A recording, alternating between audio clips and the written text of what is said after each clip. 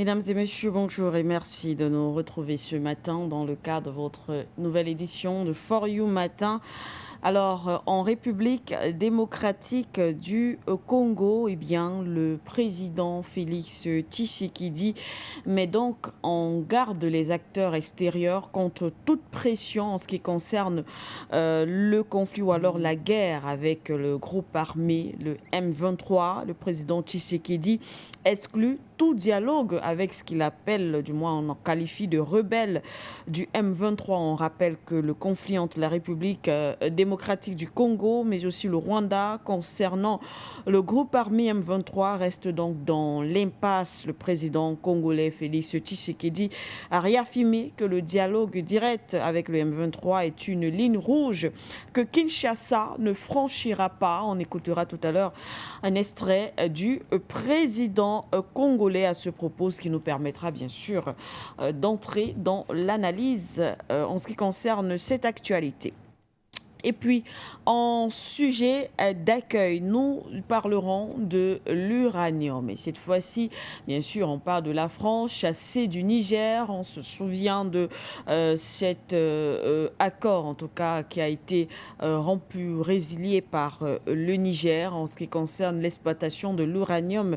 De ce côté-là, la France, donc chasseuse de Niger, se tourne vers la Mongolie et signe un accord historique. On va simplement commenter voilà, cette actualité avec nos invités. Ce qu'on peut déjà dire, c'est que le groupe Orano a signé donc vendredi, du moins il y a quelques jours, le 17 janvier, avec la Mongolie, un accord pour l'exploitation d'un vaste gisement d'uranium présenté par Paris comme historique et permettant d'améliorer la souveraineté énergétique française. Paris ne chôme pas. Nos invités vont bien sûr faire un petit commentaire là-dessus. Voilà le menu, mesdames et messieurs.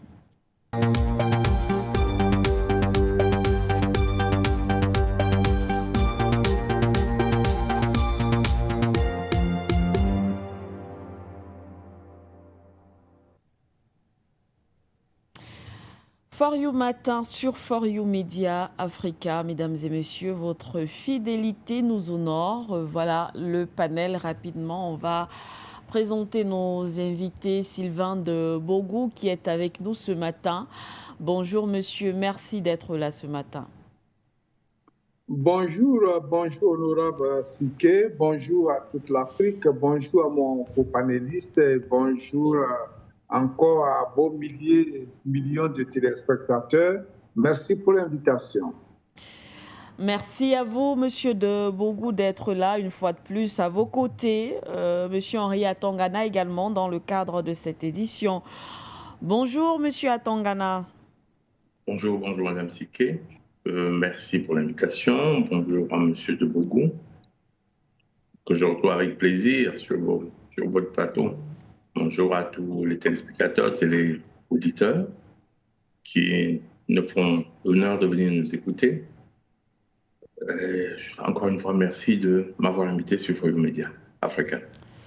Merci une fois de plus à vous également, cher monsieur. Nous allons, en espérant que le troisième invité va nous retrouver, on va commencer déjà sur le plateau avec vous. Je vais commencer par monsieur de Bogou, peut-être pour commenter l'actualité autour de l'exploitation de l'uranium. La France chassée du Niger se retrouve en tout cas du côté de la Mongolie en ce qui concerne l'exploitation de l'uranium. En tout cas, le pays ne chôme pas.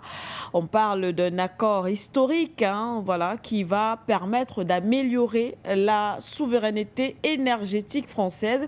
Un projet, voilà, ce projet représente un investissement initial d'environ 500 millions de dollars avant le début de la mise en exploitation du dit gisement. Sylvain de Bogou, un petit commentaire là-dessus. Merci, madame, merci pour... pour la France qui, ma foi, a commencé, en tout cas, tourne le dos ou bien la face vers la Mongolie. Oui. Pour nous, c'est de bonne guerre parce que après tout, ce que la France achetait au Niger, c'était carrément des centimes le kilogramme. Et Oui, donc, si aujourd'hui la France s'en va, bon, nous, pour nous, le Niger va bénéficier de ses propres ressources. C'est ce que le Niger cherchait tout simplement, et que la leçon du Niger va être enseignée aux Mongols qui, ma foi, pourront bien fixer le prix de leur matière première. Mais ce oui, qu'il faut retenir ici, c'est que le Niger ne chôme pas non plus. Au oui, contraire, le Niger est en train de bien vendre aujourd'hui son uranium, et beaucoup de partenaires même de la France, c'est-à-dire auxquels la France vendait l'uranium nigérien, je cite ici l'Allemagne, l'Angleterre et d'autres pays, sont aujourd'hui en train de signer également des accords à un bon prix avec le Niger. C'est cela le marché. Et donc, c'est le business. C'est ce que le Niger recherchait, avoir un bon prix de sa matière première. Les autorités nigériennes ne voulaient pas être toujours vues comme la chasse gardée de la France par rapport à leurs propres produits.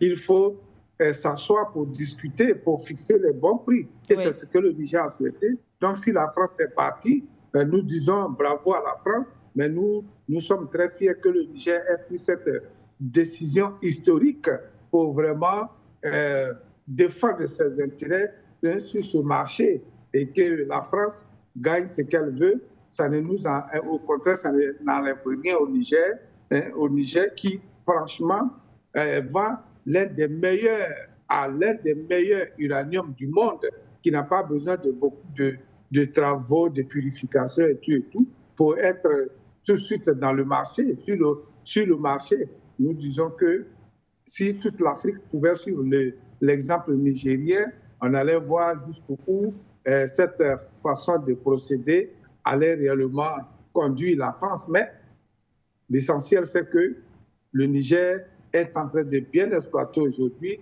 est en train de bénéficier des retombées vraiment très élevées de son uranium, qui par rapport au tonnage, qui Oui. dépasse même le tonnage de la Mongolie, qui est vraiment une petite nation. Et on parle de 90 000 tonnes pour la Mongolie, tandis qu'au Niger, on ne connaît même pas encore le tonnage qui reste à exploiter. Oui. Merci à vous, Monsieur de Bourgo, pour ce commentaire. Effectivement, la Mongolie, il faut le rappeler, est située entre la Chine et bien sûr la Russie. Et ce pays mise sur les richesses de son sous-sol pour diversifier également son économie. Orano, quant à elle, cette entreprise est présente en Mongolie depuis 27 ans via ses activités minières. Alors, une occasion en tout cas pour Orano de mieux exploiter, du moins de mieux peut-être s'imposer du côté de la Mongolie après que les autorités du Niger aient demandé justement le départ ou la fermeture de cette entreprise sur son sol. Comme l'a dit M. de Bourgou, c'est une des meilleures, en tout cas, décisions qu'ont prises les autorités nigériennes de ce côté-là, car au niveau justement de cette activité, les choses semblent très, très bien aller pour le pays. Monsieur Atangana, je vous retrouve également pour votre commentaire autour de cette actualité. Oui, enfin, il fallait que ça finisse par arriver d'une façon ou d'une autre. Oui, On ne peut pas pendant autant de temps exploiter et prendre, on ne peut pas parler d'exploitation, mais carrément de prendre, de s'accaparer de- des matières premières d'un pays gratuitement. C'est ça qui se passait au Niger oui, et d'ailleurs dans beaucoup de pays d'Afrique. Parce que on peut focaliser sur l'uranium du Niger, il faut bien savoir que dans toute la zone CFA, parce qu'il s'agit bien de ça.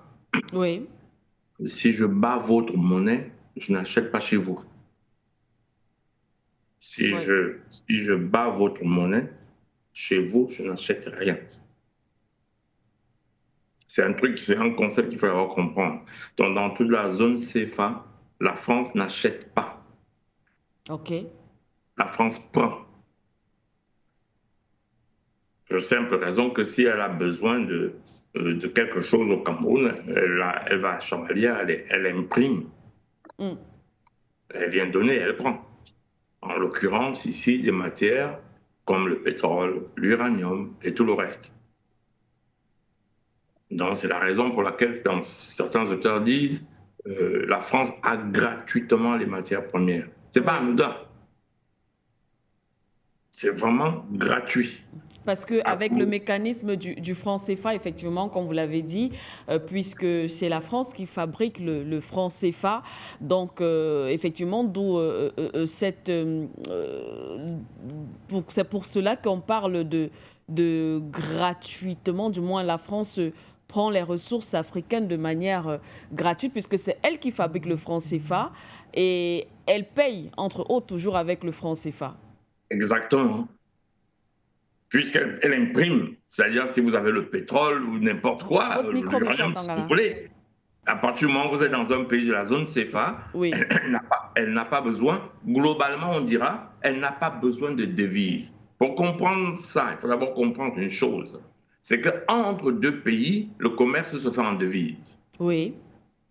C'est-à-dire que, puisque vous n'avez pas la même monnaie, et en général, dans le marché mondial, on avait imposé le dollar. Qu'est-ce que ça veut dire en pratique? Ça veut dire que si je suis, par exemple, chinois, et que je veux quelque chose qui est américain, j'ai besoin de dollars. Si je veux quelque chose qui est chinois, j'ai besoin de dollars. Si le chinois veut quelque chose qui est français, il a besoin de dollars. Donc ça veut donc dire que la personne là doit pouvoir acheter des dollars ou vendre des dollars pour pouvoir pour qu'il y ait échange de biens. Et c'est pour ça qu'on dit dans un pays qu'à l'international, on a besoin de devises. Oui. Pour l'instant, la devise était le dollar. Il faut bien comprendre ce que ça veut dire.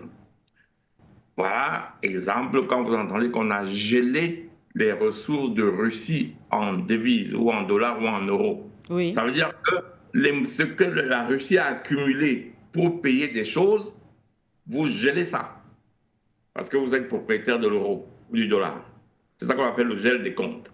Vous voyez que la Russie a son rouble tous les jours, mais quand la Russie va acheter un produit américain, elle a besoin de dollars. Donc elle vend un produit aux Américains qui lui rapportent le dollar qu'on appelle les réserves en devises. Oui. Et avec ce dollar, elle peut acheter. Donc c'est un problème. Dès que vous comprenez ça, vous comprenez alors pourquoi, par exemple, dans tous les pays africains, la France n'a pas besoin de devises, comme tous les pays du monde. Oui. La France imprime le franc CFA et achète tout ce qu'elle veut. Et en pratique, ça c'est le schéma. En pratique, ça ne se passe pas comme ça. C'est encore plus simple en pratique. En pratique, la France a besoin juste d'un stylo. Et puis elle vous dit, j'ai crédité votre compte, dans le compte d'opération. Exemple, il y a un compte qui est dit d'opération. Ça veut dire quoi? Ça veut dire que quand nous voulons acheter quelque chose à l'étranger, comme nos devises sont dans le compte d'opération français, c'est la France en réalité qui fait le versement d'argent. Puisque à l'étranger, on ne prend pas le franc CFA. Donc on prend le CFA, on donne à la France convertit. C'est-à-dire qu'on va acheter à l'étranger. Et réciproquement, quand nous vendons à l'étranger, nos devises viennent au Trésor français. Voilà. Donc, quand vous avez compris ce phénomène, ça veut dire quoi? Quand nous, on a par exemple le pétrole, là, ce ne sont pas des devises, puisque nous ne vendons pas. Qu'est-ce qu'il fait? Il crédite le compte d'opération. C'est-à-dire, la France dit, j'ai pris le pétrole pourtant, j'inscris ça sur le compte d'opération.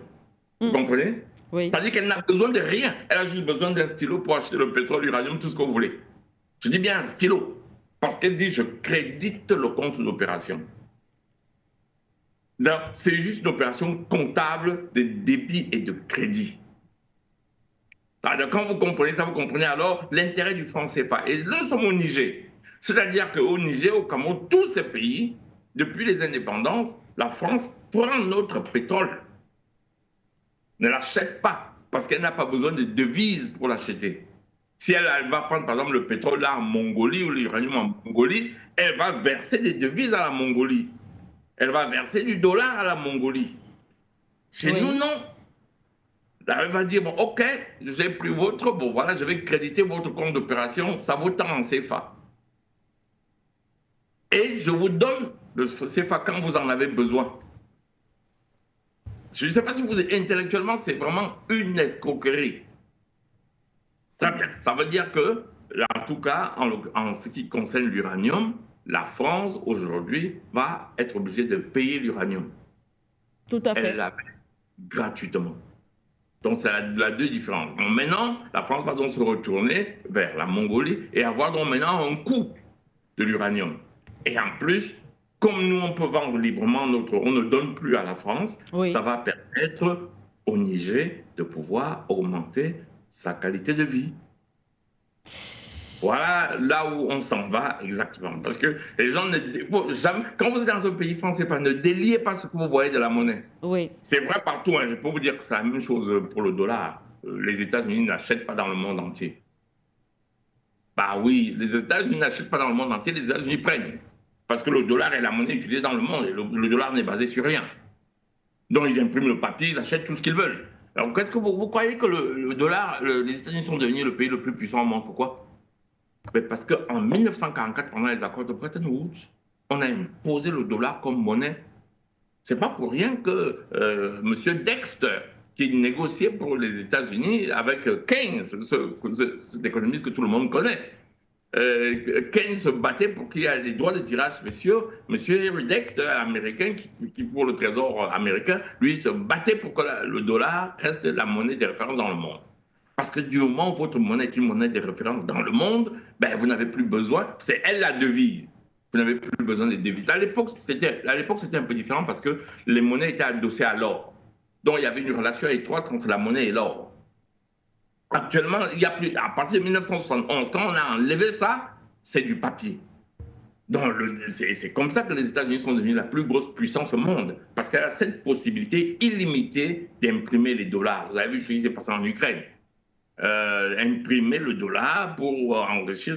Elle a voilà. On achetait les armes sans limite.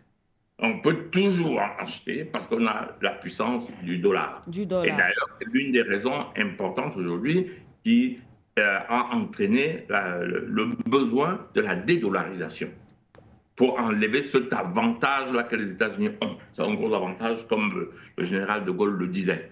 Donc voilà, globalement, du point de vue géostratégique, géoéconomique, ce qu'il se passe. C'est-à-dire que la France commence à perdre, enfin, les gens commencent de plus en plus à demander les indépendances. Oui. Et on revient à la notion de franc CFA. On demande donc à la France de payer en Afrique. Oui. Et les peuples commencent de plus en plus, et sous d'ailleurs l'appui des panafricanistes, à demander l'indépendance économique de la France, qui a demandé le départ des bases militaires qui, à l'époque, rappelons-le, il faut quand même souvent rappeler ces contextes. Il n'y a qu'à regarder le discours de Sankara. À l'époque, si tu parlais, comme Sankara disait, vous ne me revoyez pas ici à la prochaine réunion. Parce que les gens ne savent pas qu'il y a 40 ans encore, aucun chef d'État ne pouvait parler. Dès qu'un chef d'État parlait, essayait de remettre en question ses accords, son espérance de vie était courte. On les tuait tous. Ça, je rappelle ça à ceux qui parlent souvent de la longévité de Paul Biya. C'était l'un des rares chefs d'État qui était panafricaniste et qui a esquivé tout ça. Tous ceux qui ont été panafricanistes ont été tués. Tous, sans exception. Je dis bien tous, sans exception. À l'époque, il suffisait de parler et le lendemain, vous n'existiez plus. Donc, quand les gens disent souvent 40 ans au pouvoir, il faut bien savoir d'où il vient. Il vient à l'époque où aucun d'entre nous n'aurait pu être assis en train de parler. Aucun d'entre nous, aucune chaîne de télévision en Afrique francophone n'aurait pu diffuser quoi que ce soit. Jusqu'à présent, d'ailleurs, il n'y a qu'au Cameroun qu'il y a des chaînes de télévision qui peuvent analyser la France-Afrique. Donc, ceux qui critiquent souvent qu'ils fassent attention à ce qu'ils disent. Les contextes ne sont pas les mêmes, les moments ne sont pas les mêmes. Si maintenant on a une opportunité, une fenêtre qui nous permet d'analyser ce que c'est, il y a même 30 ans encore, aucun chef d'État n'allait se permettre. C'était un coup de téléphone de Mitterrand ou de Giscard d'Estaing, tout ce que vous voulez, et le lendemain, vous ne parlez plus. C'est bien le lendemain. Voilà, donc je prie les gens d'analyser les choses dans leur contexte. Oui. Voilà, donc c'est pour en revenir à cette actualité, il y a donc la France qui avait, à cause du franc CFA, des matières premières gratuitement, je l'ai déjà expliqué sur ce plateau une fois.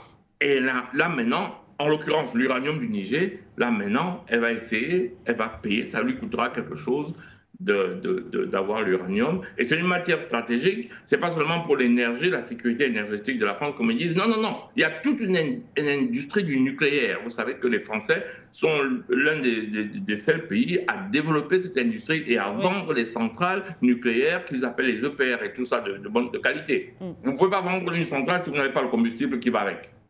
Pour vendre la centrale, il faut avoir le combustible. Et quand la centrale est nucléaire, il faut le combustible nucléaire. Bon, maintenant, il y a des centrales au charbon, il y a des centrales à mazout, il y a des centrales thermiques. Voilà. Pour que les gens comprennent, une centrale nucléaire est une centrale thermique. Mais le combustible est le nucléaire. D'accord. Pour que les gens comprennent ça. Une centrale à mazout, c'est une centrale thermique, dont le combustible est le mazout. Et que les gens confondent très très souvent, je veux bien le dire, au générateur, que les gens appellent par abus de langage centrale thermique. C'est le cas au Cameroun. J'entends beaucoup de gens appeler des générateurs des centrales thermiques. Oui, quand un générateur est appelé centrale thermique, c'est un abus de langage.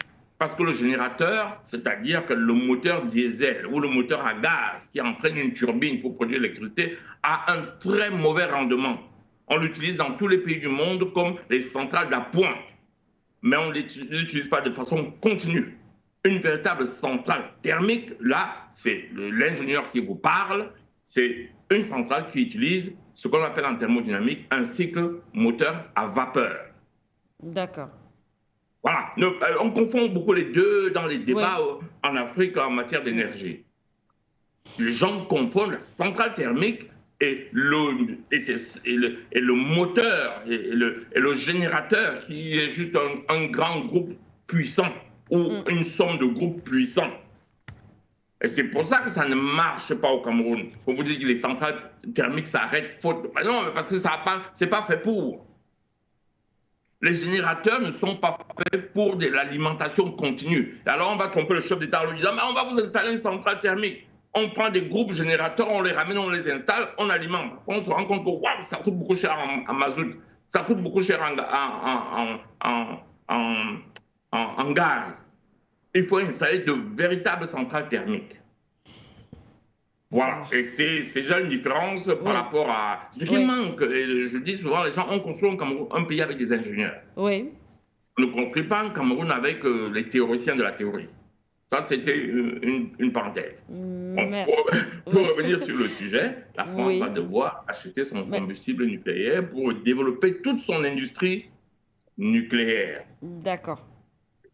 Sans parole. Merci à vous, monsieur Atangana. Avant de passer au sujet principal, je veux vous relancer, monsieur de Bongou, avec cet autre aspect quand même qu'a relevé monsieur Atangana. Effectivement, vous l'avez dit, hein, c'est de bonne guerre, c'est normal. Mais l'autre aspect aussi qui a été justement relevé, c'est que effectivement, la France se prenait plus ou moins gratuitement. On connaît les chiffres. On sait que le Niger, à ce moment-là, ne recevait pratiquement pas grand-chose de la France dans le cadre de cette exploitation d'uranium. Aujourd'hui, oui, il y a cet accord avec la Mongolie, mais il faut payer. Véritablement, il faut maintenant payer et c'est vrai, c'est historique, mais cela aura bien sûr un coût et lorsqu'on met donc sur la balance, on voit effectivement de l'autre côté un Niger qui véritablement va pouvoir bénéficier des retombées de son exploitation d'uranium et de l'autre côté une France qui certes va exploiter l'uranium mais maintenant qui sera obligée de dépenser ou alors de débourser un certain nombre, du moins une certaine somme d'argent, contrairement à ce qu'elle avait l'habitude de faire.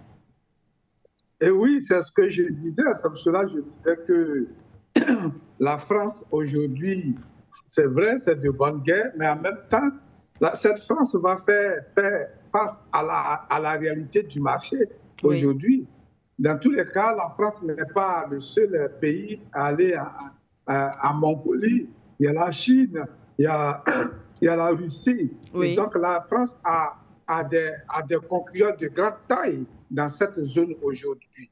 La France va devoir creuser dans son imagination pour avoir les ressources, c'est-à-dire la monnaie, l'argent, tout ce qu'il faut pour aller faire ses achats pendant que dans cet espace francophone, avec des accords vraiment, je dirais, racistes, la France prenait tout, cadeau, comme on le dit, et donc elle ne dépensait vraiment rien. Elle ne faisait que gagner vraiment en bénéfice. Aujourd'hui, la France va devoir creuser dans ses entrailles. Cette France-là qui, déjà, sur son propre terrain, cette France dont l'économie aujourd'hui est en train de vraiment aller vers le négatif. Donc cette France n'a pas assez d'argent. C'est cela ce problème. On peut aujourd'hui célébrer, on peut sauter, on peut dire que Orano a eu un grand contrat, mais pour combien de temps est-ce que la France sera capable réellement, sur le plan financier, sur le plan économique, à faire face aux demandes des Mongols qui, ayant compris que la France est désespérée d'avoir d'autres marchés et qu'eux, ils ont aujourd'hui le marché, on peut dire tout le marché que la France a perdu, ou bien le vol que la France a perdu au Niger, et ils peuvent vraiment comptabiliser là-dessus. Et donc, les prix vont varier, les exigences concernant l'environnement, l'entretien des personnels, du personnel qui travaille sur les sites, la santé, en tout cas tout ce qui rentre en cours du jeu pour que cela respecte les normes. La France devra respecter cela, ce qu'elle ne faisait pas au Niger, où les travailleurs africains étaient traités moins que des chiens, il faut le dire. Et donc aujourd'hui, la France va devoir vraiment se réinventer dans cette zone-là en Mongolie pour vraiment avoir le produit qui fait vibrer aujourd'hui les chancelleries françaises et même occidentales. Voilà, merci une fois de plus à vous, Monsieur de Bogo. Merci pour cet ajout. On va donc sans transition prendre le thème principal de ce matin, direction la République démocratique du Congo avec cette sortie du président Félix Tshisekedi, bien sûr, dans le contexte, on le rappelle, cette guerre ou alors ce conflit qui oppose aujourd'hui l'État du Congo, bien sûr, au M23 qui est accusé, du moins le Rwanda qui est accusé de soutenir le M23. Eh bien, ce conflit qui concerne aussi le M23 reste dans l'impasse. Le président congolais Félix Tshisekedi a réaffirmé que le dialogue direct avec ces derniers, avec ce groupe armé, est une ligne rouge que Kinshasa ne va jamais, au grand jamais franchir. Je vous propose ce petit extrait qui va nous permettre de planter le décor et bien sûr de commenter cette actualité. Mais permettez-moi d'être parfaitement clair. La République démocratique du Congo ne se soumettra jamais aux pressions d'acteurs extérieurs tentant d'imposer des conditions contraires à nos intérêts et à notre souveraineté. Nous ne cesserons de réaffirmer notre position. Le dialogue avec un groupe terroriste comme le M23 est une ligne rouge que nous ne franchirons jamais. Toute tentative de normaliser ou de légitimer ces criminels constitue une insulte à la mémoire des victimes et un affront aux principes fondamentaux du droit international. Merci à la réalisation pour ce petit extrait, quand même des déclarations assez fortes qui vont nous permettre de décrypter effectivement ce discours du président congolais. Monsieur Atangana, je vais commencer par vous pour aller directement en droite ligne avec notre thématique avant peut-être d'analyser les autres déclarations. La RDC ne va pas se soumettre aux pressions d'action extérieure comme pour dire, monsieur Atangana, effectivement, ce conflit aujourd'hui qui existe entre la République démocratique du Congo, mais aussi le Rwanda, parce qu'on parle du M23, mais on accuse le Rwanda de soutenir le M23. Il y a des acteurs, effectivement, internationaux qui semblent mettre la pression à la République démocratique du Congo et peut-être pour aller plus loin, pour demander un dialogue avec les groupes, le M23, les groupes armés du M23 et le gouvernement congolais, en tout cas, pense que c'est une façon de légitimer justement ces groupes et ce serait une trahison. Votre commentaire, monsieur Atangana? Oui, d'abord, il faut commencer par dire que monsieur, le chef d'État de la République, M. Tshisekedi, de la République démocratique du Congo, Oui. nous dit de ce que les gens ne voient pas. Oui. C'est qui a toujours existé. C'est-à-dire qu'alors qu'on respecte l'intégrité des frontières de tous les pays, ils ont décidé qu'en Afrique, on ne va pas respecter l'intégrité des frontières. Première chose, et vous allez me dire, mais comment ça se manifeste? Ça se manifeste par soutenir des groupes rebelles à l'intérieur des pays existants, dont les frontières sont reconnues à l'ONU, et pousser les acteurs de ces pays à dialoguer avec ceux qui sont appelés des rebelles. Oui. Vous connaissez l'exemple du Soudan, qui est aujourd'hui coupé en deux. Vous voyez ce qu'il se passe au Mali. Ah oui, c'est ça qui se passe au Mali, les gens ne se rendent pas compte. C'est-à-dire qu'il y a des gens qui sont terroristes pour les uns et rebelles pour les autres. Il faut faire attention à ce qui est appelé communauté internationale quand elle commence à utiliser des mots. Oui. On vous dit des rebelles touaregs ou des terroristes touaregs. Quand ils commencent à dire rebelles, c'est une façon de légitimer des groupes terroristes. Moi, je parle de groupes terroristes quand on pose des actes de terreur pour arriver à des buts. C'est-à-dire quand on quitte le dialogue, Oui. d'une part.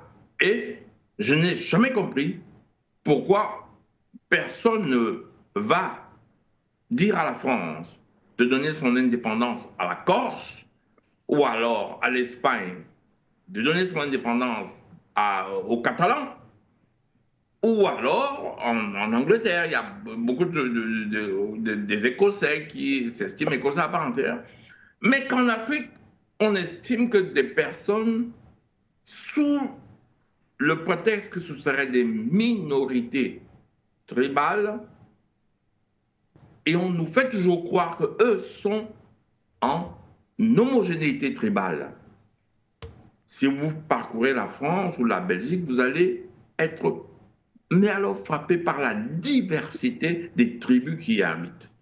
Je vous dis, un ch'ti au nord de la France n'a rien à voir avec un Alsacien. Les patois sont différents, les façons de parler sont différentes. C'est d'ailleurs ce qui fait la diversité culturelle de ces pays. Il y a une cuisine alsacienne. Il y a des mœurs du nord de la France. En Belgique, ici, il y a un wallon, ça n'a rien à voir avec un flamand du point de vue culturel, même du point de vue des dialectes. Même quand vous êtes en Wallonie, je peux vous dire qu'un wallon montois n'a pas exactement le même dialecte qu'un wallon namurois ou qu'un wallon liégeois. Ce sont des tribus différentes. Mais personne n'imagine aujourd'hui de dire que ces tribus, même en Belgique par exemple, il y a des Belges qui estiment qu'ils sont français, parce que vous savez que la Belgique était un territoire français à l'époque de Napoléon.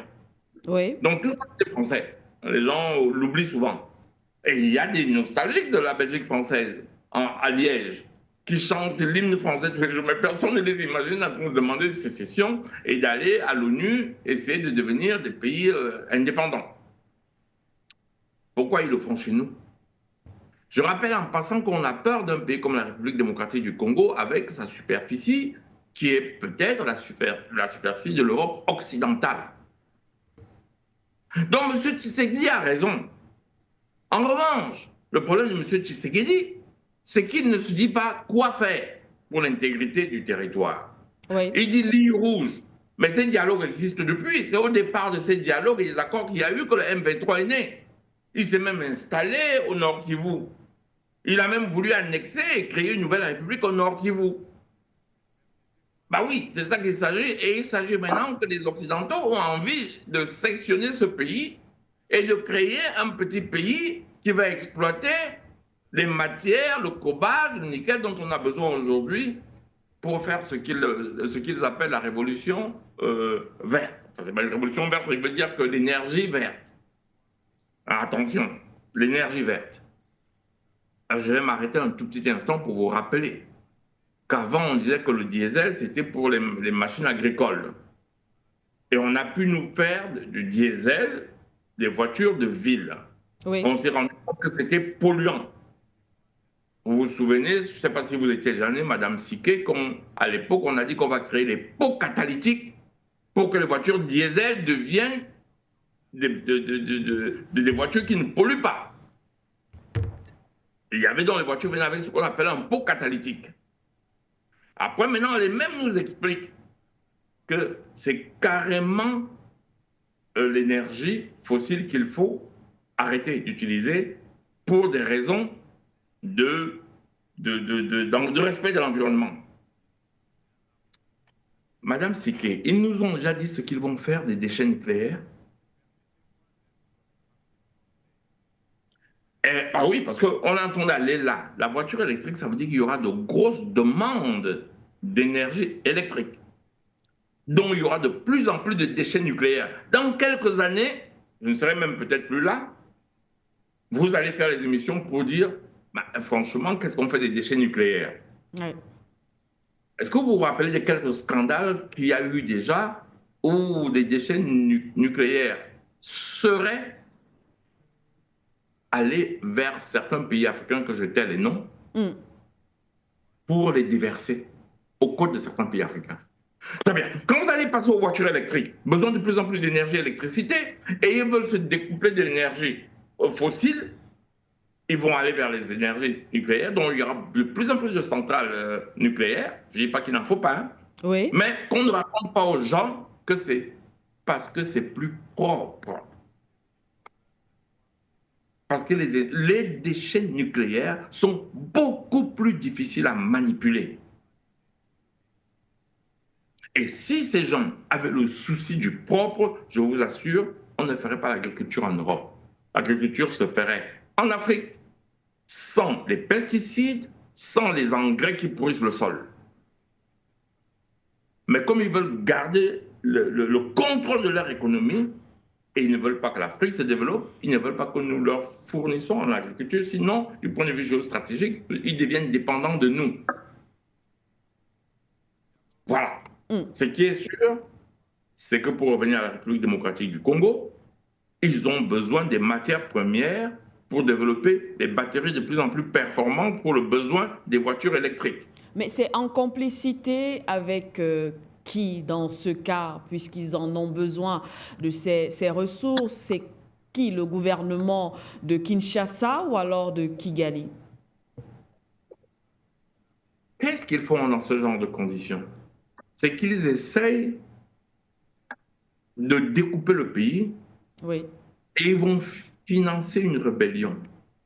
Donc les vrais complices, ce sont les rebelles. Oui. Les vrais complices.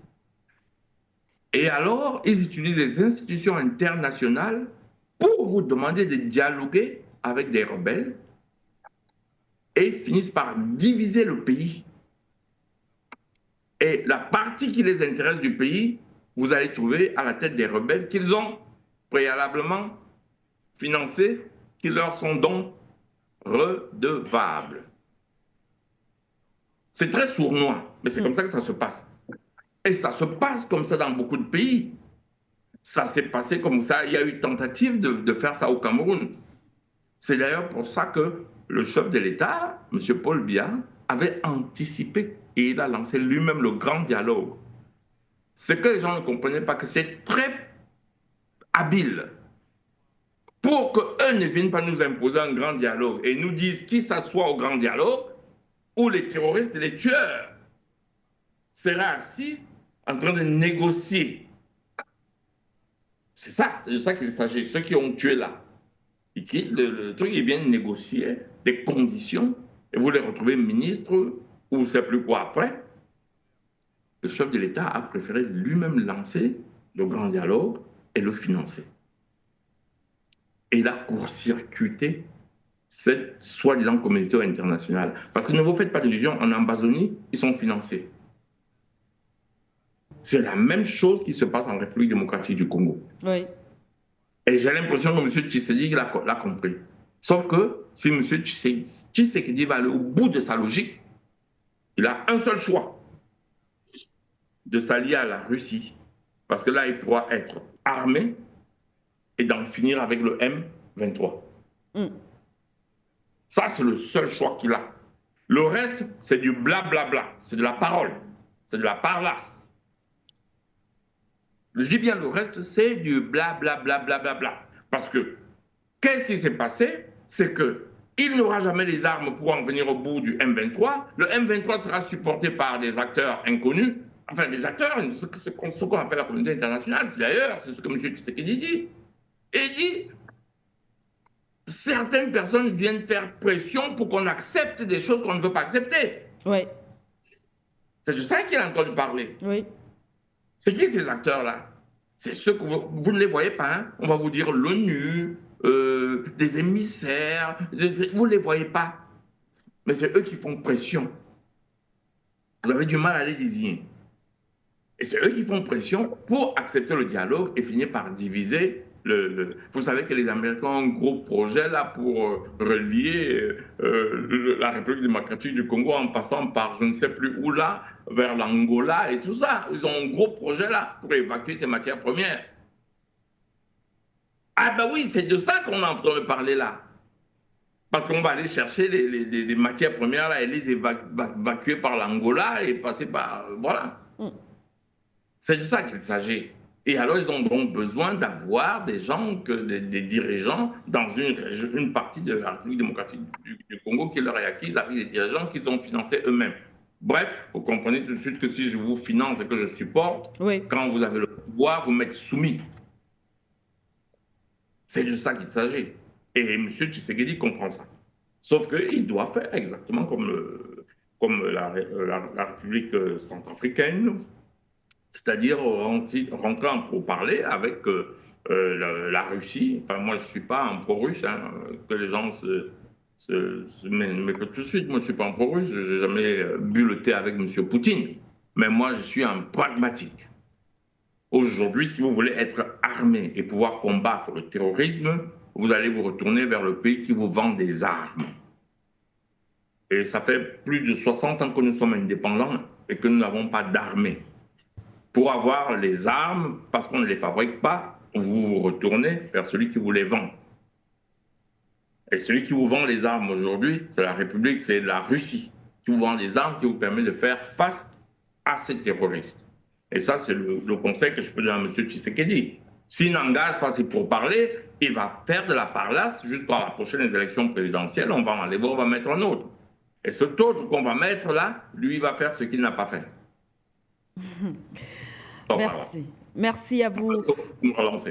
Merci une fois de plus à vous, Monsieur Atongana. Avant de passer la parole à Monsieur Sylvain de Bourgou, on va une fois de plus réécouter le président Tshisekedi. Mais permettez-moi d'être parfaitement clair. La République démocratique du Congo ne se soumettra jamais aux pressions d'acteurs extérieurs tentant d'imposer des conditions contraires à nos intérêts et à notre souveraineté. Nous ne cesserons de réaffirmer notre position. Le dialogue avec un groupe terroriste comme le M23 est une ligne rouge que nous ne franchirons jamais. Toute tentative de normaliser ou de légitimer ces criminels constitue une insulte à la mémoire des victimes et un affront aux principes fondamentaux du droit international.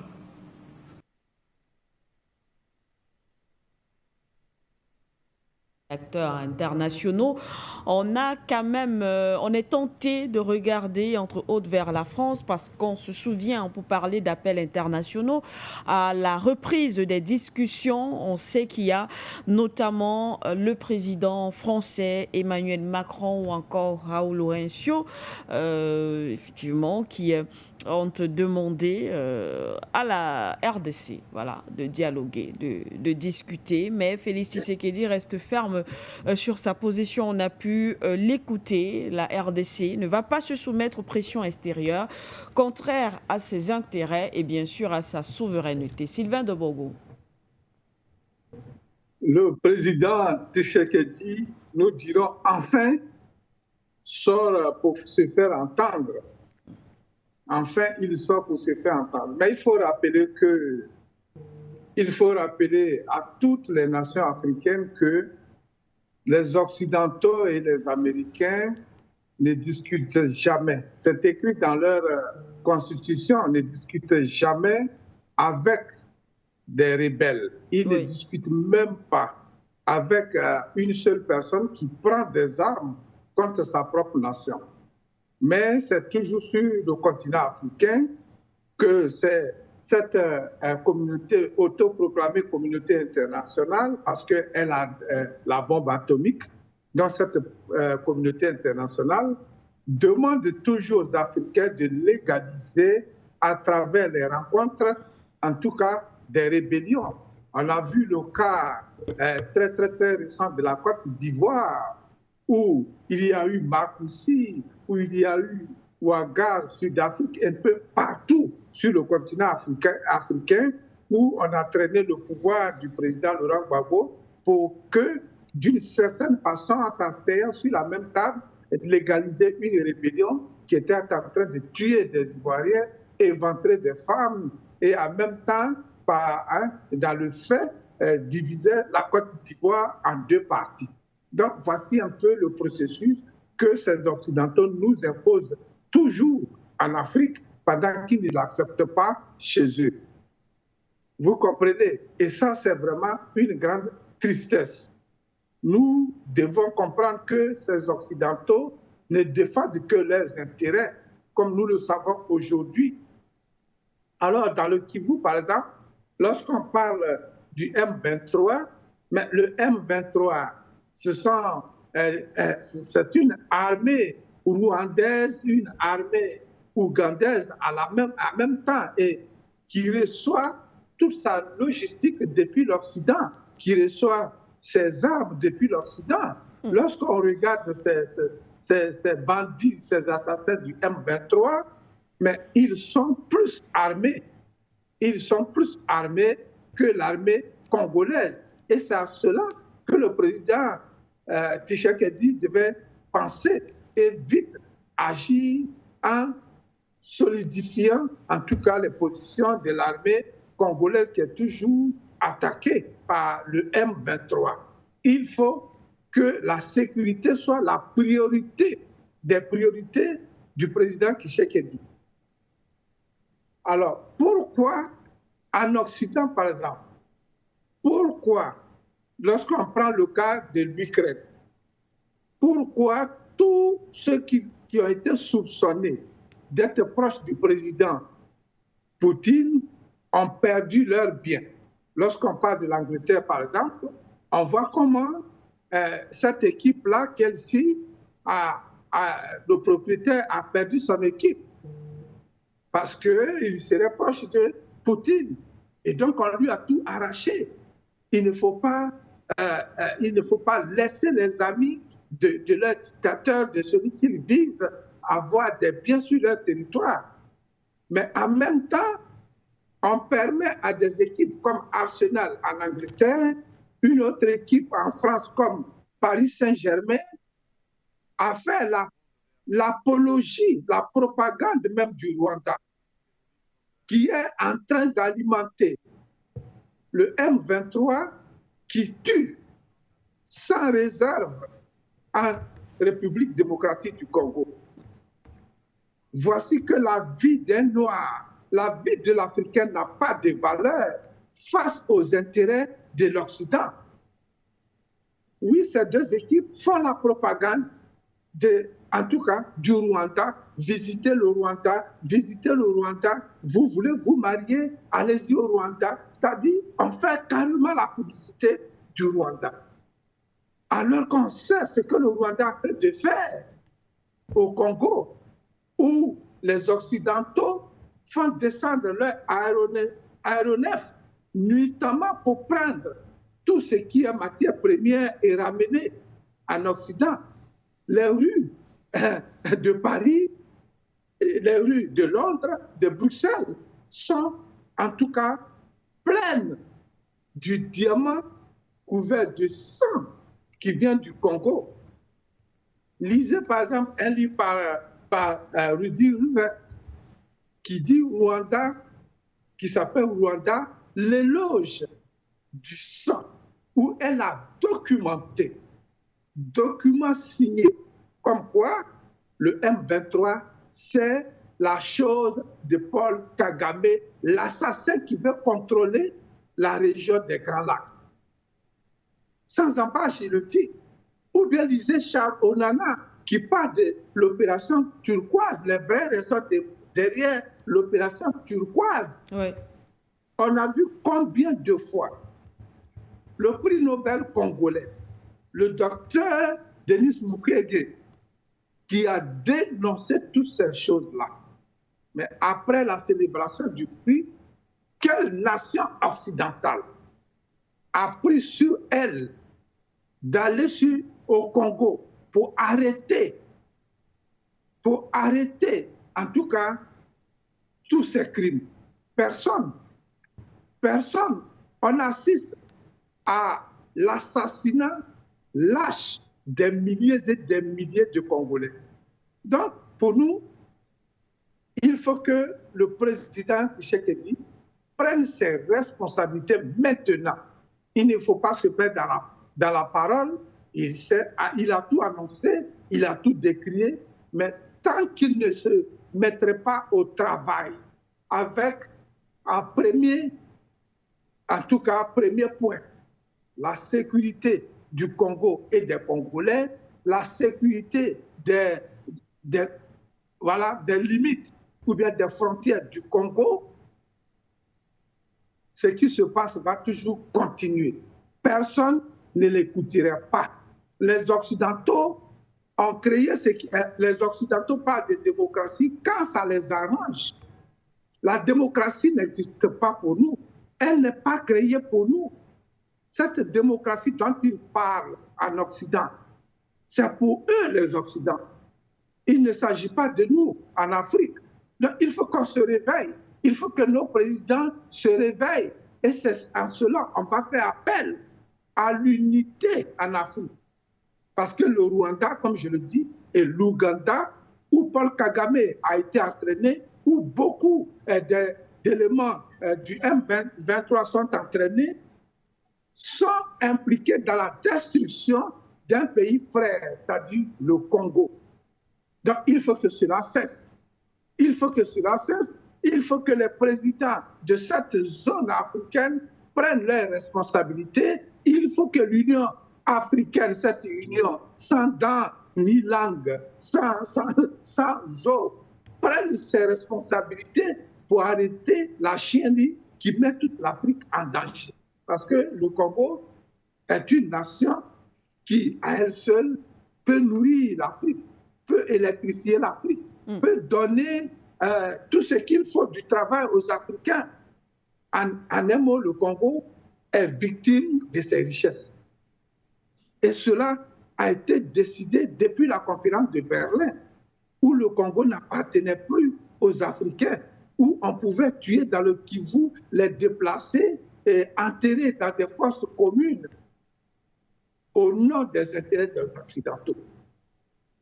Madame Honorable Siké, je pense que le président congolais est sorti, mais il faut qu'il voie également à l'intérieur de son armée qui est remplie de Rwandais. Oui. De Rwandais. Et donc, il n'est pas bien assis, comme on le dit. Il est entouré d'assassins. Le chef d'état-major aujourd'hui au Congo. Il était dans la rébellion. Il a assassiné des Congolais. Et donc, les hauts gradés de l'armée congolaise sont impliqués dans ce qui arrive au Congo. Il faut qu'il ouvre ses yeux. Il faut qu'il prenne ses responsabilités historiques pour que cette grande nation qui regorge de toutes les richesses du monde, toutes ces richesses dont l'Occident a besoin pour survivre ou bien pour vivre, où ces jeunes sont obligés de rentrer dans les gouffres, dans les mines, pour travailler pour ces compagnies occidentales qui ne respectent pas la moindre règle de l'environnement, la moindre règle des droits de l'homme lorsqu'il s'agit du noir africain. Il faut le souligner avec des traits rouges. Ces compagnies n'ont pas de pitié pour nous. Ces compagnies ne nous voient pas comme des hommes. Nous sommes toujours dans l'esclavage maquillé. Je vous remercie, madame. C'est nous. Merci à vous, monsieur de Bougou. Merci, monsieur Tshisekedi doit prendre ses responsabilités vis-à-vis, bien sûr, de son pays, vis-à-vis de son peuple. Alors, on va aller au standard. On va prendre une petite virgule avec nos invités sur le plateau et donner la parole à nos téléspectateurs pour leur permettre également de réagir. Les numéros de téléphone, les codes d'accès affichés au bas de votre petit écran. Si la réalisation peut afficher les numéros de téléphone pour nos téléspectateurs également. Vous pouvez donc appeler soit par appel direct ou WhatsApp au plus 237 683 20 96 61 ou plus 237 693 58 96 68 ou par Skype for You TV. Et nous accueillons le premier téléspectateur de ce matin, Monsieur Kofi. Allô?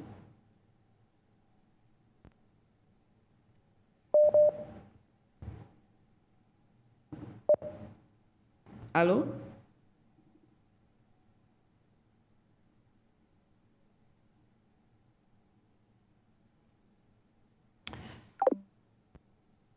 Allô, monsieur Kofi, est-ce que vous êtes là? Bonjour.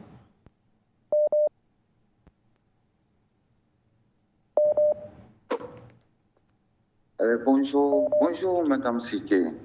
Ok, bonjour. Et bonjour à vos invités de ce matin. Monsieur Tshisekedi, je pense qu'il a parfaitement raison, mais qu'il soit vraiment plus poignant et vraiment juste décisif. Je crois qu'il ne doit plus tergiverser dans cette histoire avec le M23 et le Rwanda qui est en train d'être utilisé comme un patin pour pouvoir déstabiliser la RDC. Et voyez-vous, il n'y a pas de raison de discuter avec ces rebelles-là. On en a vu aussi dans notre pays ici, en Côte d'Ivoire.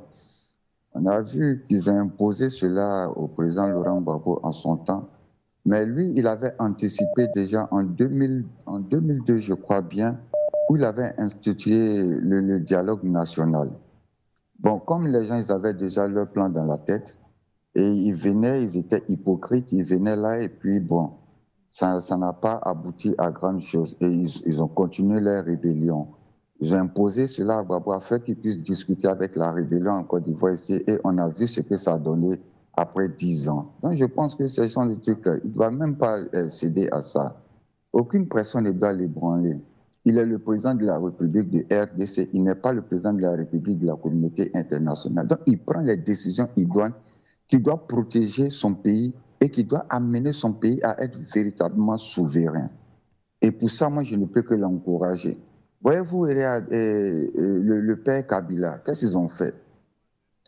Ils ont manipulé le père Kabila et jusqu'à ce que le père Kabila arrive au pouvoir. Et quand il est arrivé au pouvoir, il a compris et il a fait volte-face. Il a pris des décisions qu'il fallait pour son pays parce qu'il savait que c'est pour son pays qu'il est venu au pouvoir. Il n'était pas venu au pouvoir pour remplir la poche des Occidentaux. Et qu'est-ce qu'ils ont fait? Ils l'ont tué.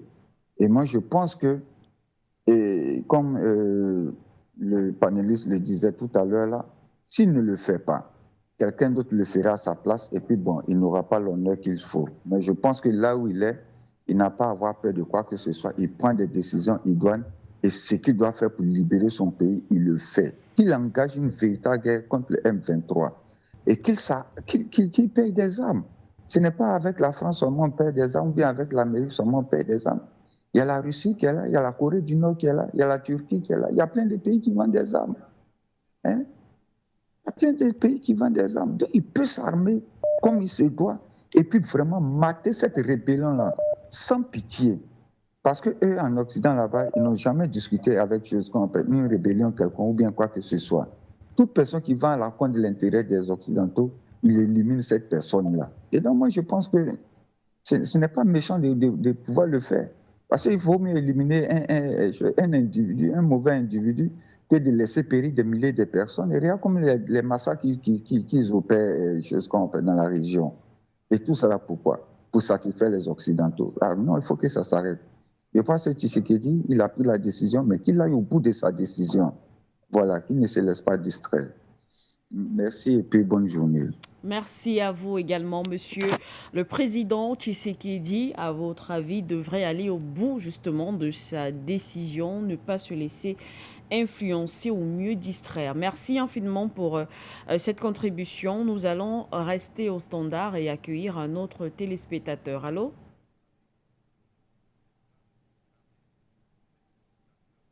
Ok, Mayela Chike, bonjour. Bonjour. Bonjour, monsieur Atangana. Bonjour à mon frère Sylvain. Mayela Chike, je voulais saluer le gouvernement du Niger. Je voulais saluer le gouvernement du Niger parce que je me rends compte que le président Tiani regarde For You Media. Parce qu'on a fait plusieurs débats sur l'uranium du Niger. Aujourd'hui, le Niger a pris sa décision. Donc, je voulais saluer le gouvernement du Niger à travers For You Media. Mayela Chike, quand je finis de dire ça, moi, je ne crois pas au président du RD Congo. Je ne crois même pas à ce qu'il dit parce que il est en train de fumer sa population. C'est vrai, c'est un président, hein, mais moi, je ne crois pas à ce qu'il dit. Parce que ce que je sais, le président de Kabila négociait avec les Russes sur achat d'armes pour défendre son pays. Et il était en fin de mandat. Quand Tshisekedi arrive, qu'est-ce qu'il doit faire? Il doit aller en Russie pour continuer le contrat d'achat d'armement pour défendre le Congo. Qu'est-ce qu'il a fait? Il allait en Belgique, il allait en Europe, il partait partout. Aujourd'hui, il vient s'asseoir pour nous faire un discours de ligne rouge. Lui, il a quelle ligne rouge pour donner à AOT? Mayela Chike, quand on prend le RD Congo par rapport au Rwanda, est-ce que le Rwanda, c'est un pays? Ce n'est pas un pays. C'est un village, c'est un gros village par rapport au RD Congo. Donc, combattre le M23, si le président Tshisekedi était vraiment sincère, Mayela Chike, ça ne peut pas prendre 6 mois. On ne va plus parler de M23 au Congo encore. Donc, en même temps, je voulais dire, en Afrique, il y a eu des révolutionnaires, mais il n'y a jamais eu de rébellion en Afrique. En Afrique francophone, comme vous appelez, mais moi, je n'ai jamais accepté ce mot francophone-là. C'est la France qui organise toujours les rébellions et les coups d'État en Afrique, la partie où on parle le français. Mayela Chike, je vous explique une chose. Quand le président Laurent Gbagbo arrive à 2000, il y a mon frère ivoirien qui est sur votre tableau, sur votre plateau, il peut confirmer. Quand le président Laurent Gbagbo arrive à 2000, Mayela Chike, monsieur le président français, l'ancien président français qui s'appelle Jacques Chirac, invite le président Laurent Gbagbo en France et lui donne des centaines de milliards. Gbagbo refuse cet argent. Il rentre en Côte d'Ivoire et il dit à son ministre Bonou Boabré, ministre de l'économie et des finances, de calculer toute la... Puisque le palais présidentiel était en location, l'Assemblée nationale était en location, la primature était en location, on louait des ponts à la France. Donc si on louait, le président Laurent Gbagbo a demandé que la France paye les impôts de ses biens en Côte d'Ivoire. Donc, le ministre de l'économie et des finances, Bonou Boabré, fait les calculs. On retire l'argent que la France devrait à la Côte d'Ivoire et le reste, on a rapatrié. Et on a commencé, la France à organiser sa propre rébellion en Côte d'Ivoire. Qui en a pris le financier qui est l'actuel président, et Siro Guillaume, qui a été le secrétaire général de la rébellion. Et c'est comme ça qu'on appelle Makoussi, Pretoria, Accra, Ouaga. Et finalement, en 2011, la France a réussi son coup, accompagnée par la mission des Nations Unies en Côte d'Ivoire et l'ONU même, et l'Union africaine, et le Grand Nigeria. Donc, il n'y a jamais eu de rébellion en Afrique. C'est la France qui organise les rébellions en Afrique et les coups d'État en Afrique. Sinon, en Afrique, il y a eu des révolutions. Il y a eu des peuples qui ont vraiment pris leur révolution, qui ont voulu être, comme on appelle, libres, et ils ont pris leur révolution. Mais concernant la rébellion, c'est la France qui organise les rébellions partout en Afrique et dans le monde, et les coups d'État. Donc la rébellion, c'est un système français. Si tu vois que ça n'existe pas en Europe et que c'est toujours en Afrique, c'est que c'est le système français. C'est le gouvernement français qui a inventé ça pour assassiner nos dirigeants, pour voler nos matières premières. Maintenant, c'est M. Kofi depuis la Côte d'Ivoire. Je vous dis bonjour, je vous salue. Bon week-end, bon début de week-end à tous ceux qui travaillent pour For You Media et vos invités. C'est M. Kofi depuis la Côte d'Ivoire. Excellente journée à vous. Merci à vous également, Monsieur Kofi. Très bon début de semaine aussi à vous. Merci d'avoir appelé ce matin, comme tous les matins, comme tous les jours d'ailleurs, sur For You Media Africa. Merci infiniment, Monsieur Kofi. Nous allons rester au standard et prendre un autre appelant, toujours dans le cadre de cette édition. Allô?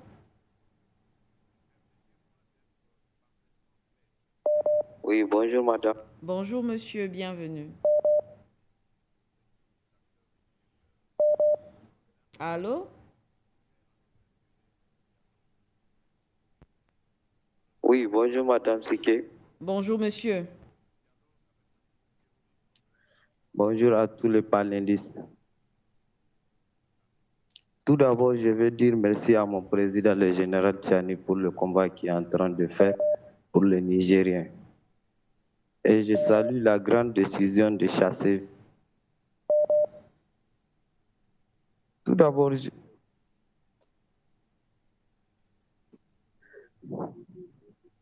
Allô? et je salue la grande décision de chasser les Nigériens de notre territoire parce que les Français ont volé ou même piétiné nos richesses. Parce que durant tout ce temps, toutes ces années, la France prend l'uranium et nous a laissé la pauvreté. Maintenant, c'est fini. En Mongolie, ils vont payer les prix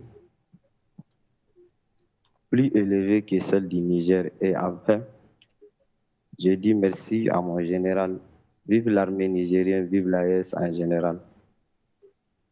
Je vous remercie. C'est nous qui vous remercions. Merci infiniment, monsieur, d'avoir appelé depuis le Niger et ses encouragements, bien sûr, aux autorités nigériennes. Merci. On va rester au standard. On va poursuivre avec les appels. Allô?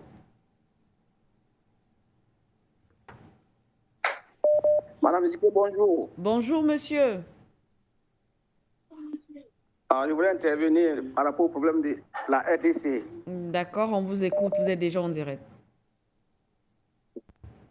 La promesse du président Tshisekedi ne me convainc pas. Tshisekedi, lors de sa campagne, nous a rassuré dès son élection, il va combattre le M23. Oui. Tshisekedi a été investi depuis quand? Jusqu'à aujourd'hui, on n'entend rien. Tshisekedi sait où on peut trouver les armes pour combattre le M23. M23, ils sont combien par rapport à 100 millions d'habitants. Mais le président Tshisekedi préfère faire souffrir son peuple. Certainement, peut-être que lui-même, il a des intérêts dans ce que le M23 fait. Sinon, Tshisekedi sait où trouver les exemples. Il sait aujourd'hui l'exemple du Mali, du Tchad et des autres. Il sait, mais il ne fait rien. Ça fait combien d'années que Tshisekedi fait des promesses? Donc, moi, je ne crois pas. Je ne crois pas en ce que le président Tshisekedi est en train de dire. Donc, c'était ma petite contribution pour attirer l'adaptation du président Tshisekedi pour libérer le peuple. Voilà. Je vous remercie. Merci à vous, et bonne monsieur. Journée. Merci, très bonne journée également. Le président Tshisekedi, vous estimez en tout cas qu'il ne réagit pas assez, en tout cas selon ses promesses de campagne. Aujourd'hui, vous pensez qu'à travers les événements dans d'autres États ou pays africains, le président Tshisekedi devrait ou devait justement suivre certains exemples et mettre un terme à ce problème d'insécurité ou alors d'attaque des groupes armés du M23 dans son pays. Merci pour ce commentaire et cet avis qui sera certainement commenté tout à l'heure avec nos invités. Nous allons tout de même continuer au standard avec notre téléspectateur. Allô? Oui. Bonjour, monsieur. Mes salutations à nos différents panélistes. Alors moi, je pense que le président Félix Tshisekedi est dans le dilatoire.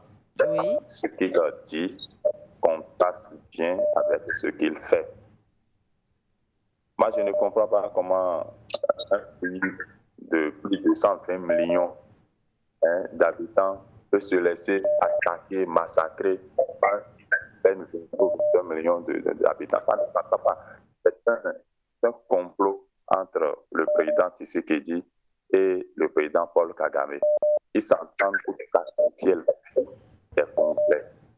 Vous voyez qu'il va nous dire qu'il décompte les leviers sur lesquels il peut appuyer pour venir à bout de ce conflit avec M23. Il a sollicité, s'il se sent faible, incapable, il a sollicité le concours d'autres puissances pour pouvoir l'aider.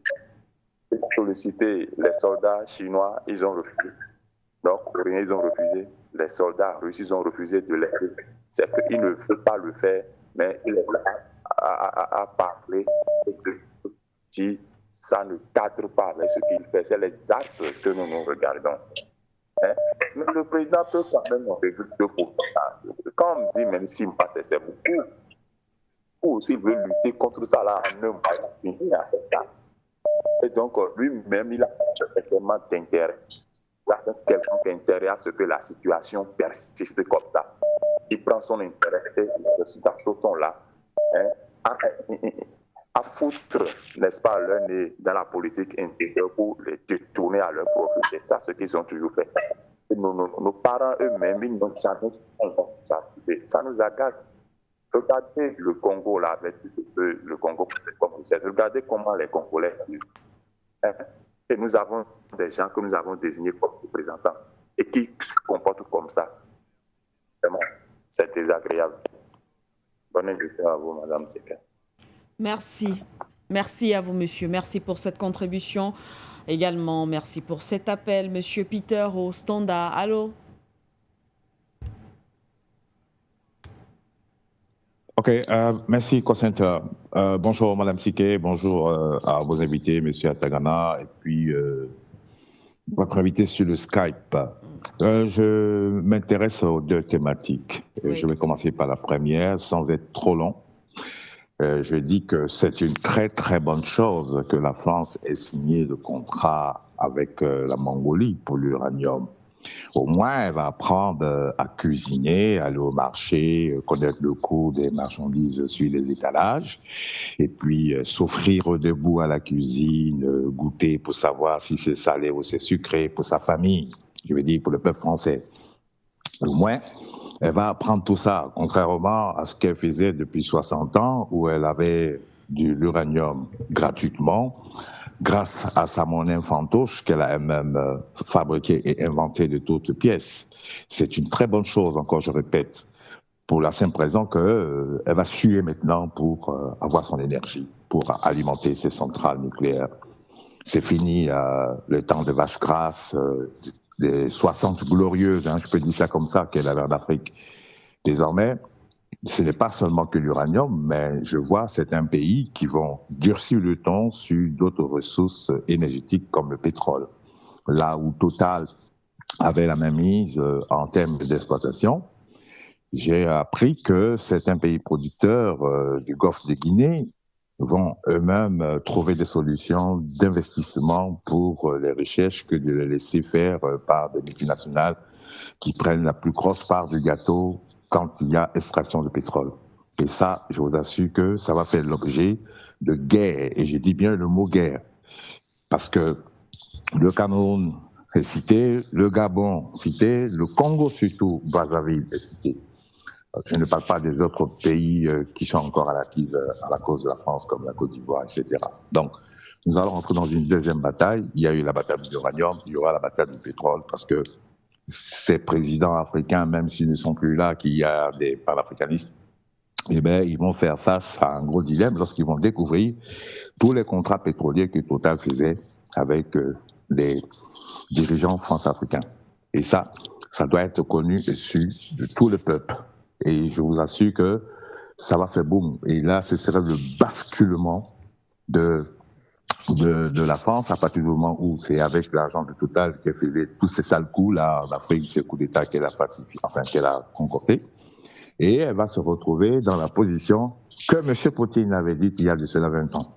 Donc, elle va retrouver la place réelle qu'elle a en dehors de ses armes nucléaires. Ben, elle serait une puissance de seconde zone. Contrairement à l'Afrique, qui va commencer à monter en puissance et connaître une véritable croissance à l'image des pays asiatiques qui sont aujourd'hui en pleine émergence. Je regarde le deuxième sujet, celui du RDC. J'ai toujours dit que je trouve très ambigu le comportement et l'attitude de M. Tshisekedi. Et quand j'ai fait mes recherches, j'ai compris qu'il y a eu plusieurs accords secrets qui avaient été signés avec Paris et Bruxelles. Et récemment, il y a 2 ou 3 ans, il y a eu des généraux français qui sont venus signer des accords avec M. Tshisekedi. Alors, soi-disant, de former des militaires congolais pour combattre les rebelles. Vous savez, c'est le même schéma que la France-Afrique utilise quand elle veut s'accaparer des richesses d'un pays. Donc pour moi, si ce monsieur était réellement concret, il allait aller à visage découvert, comme a fait le capitaine Ibrahim Traoré, oui. Et comme aussi il a fait avec beaucoup de courage M. Touadéra, pour dire carrément, nouveaux partenaires, j'ai besoin de vous parce que je le dos au mur, j'ai signé des contrats secrets qui me mettent la corde au cou, mais je veux sauver mon peuple. Je vous demande de m'aider. Est-ce que vous pouvez envoyer des armes? Je vous paye tant. Je vous paye de telle manière. Est-ce que vous pouvez envoyer des instructeurs? Là où il y a les instructeurs de ceux-là même qui m'ont imposé ces signatures. À partir du moment où M. Tshisekedi le fait ouvertement, je vous assure que soit il y aura un coup d'État réel, ou on le côté, soit ces fameuses bases cachées, secrètes de la CIA et également du service de renseignement français vont plier bagage. Parce que là où il y a le russe, ça dérange. Ils ne supportent pas leur présence parce qu'ils savent que, technologiquement parlant, sur le plan militaire, il n'y a pas photo. Ils seront obligés de partir. Et je vous assure que le comment vous appelez ça, M25, c'est ça? Oui. Voilà. Je vous assure qu'ils vont se retourner contre le Rwanda maintenant. Parce que les armes sophistiquées dont sera dotée l'armée congolaise fera qu'ils seront obligés de battre en retraite et aller à la source de leur approvisionnement. Voilà la simple solution pour la RDC. Je dis bien, sauf si M. Tshisekedi est réellement un Congolais. Je m'arrête ici. Merci beaucoup. Bonne journée. Bye. Merci à vous également, Monsieur Peter. Merci, très bonne journée. On prend le dernier téléspectateur, Monsieur Benjamin. Bonjour.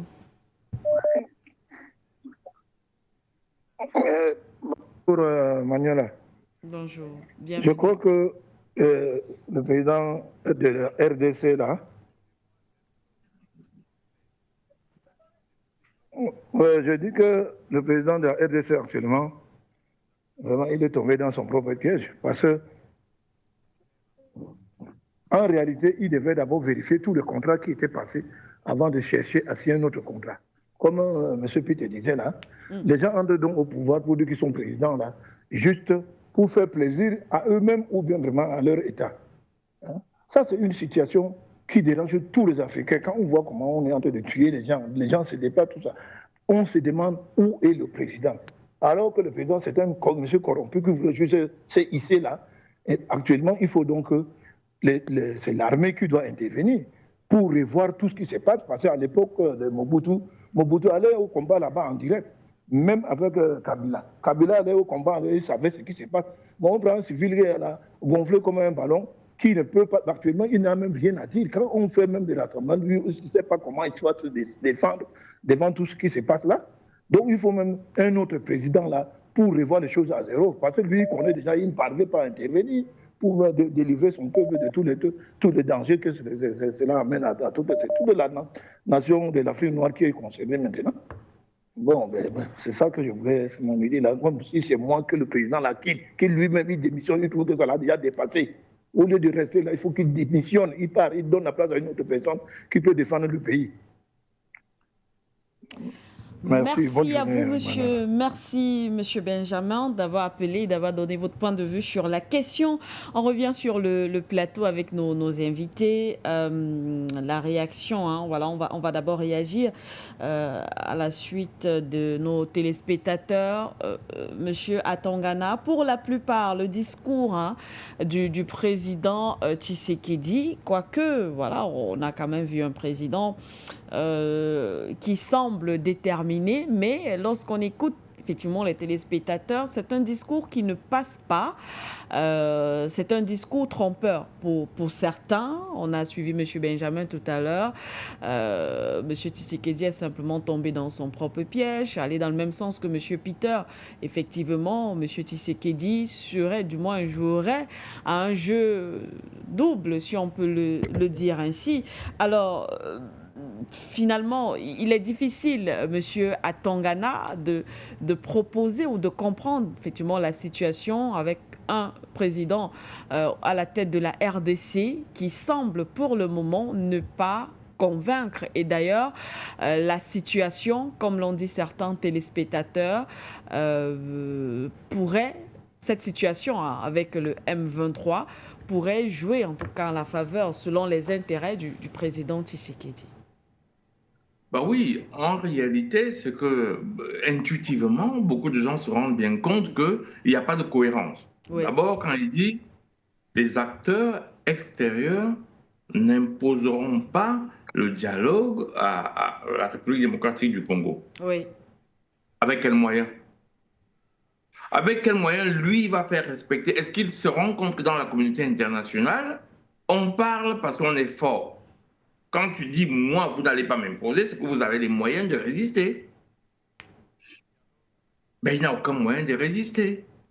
Donc, sur la forme, déjà, il parle en l'air. Il parle tout seul, il dit, c'est des propos fermes.